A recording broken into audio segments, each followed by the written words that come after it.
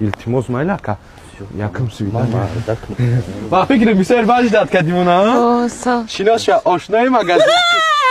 اترکه گفتم بی شرمندم نکه بهاره تا سلام کنم بهاره این روز پاگود از زوری بعد نگو بیا پراگو کچه میکنیم بچه روز پاگود خوشو کرده اوی بخشش یکا نکه شرمندم اترکه گفتم پدری تو نکه تمام اهمیت نده کم کم شوخه پرسته بیسو میخنده ده عزیز من خون نمیرم من که شما نمیخوام گشتن ویبر که یا من یا جورای به عقلت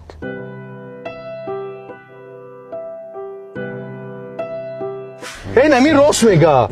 کنش جون و تو را ویبر میکنه ما با تو را غولی بوم رفته دای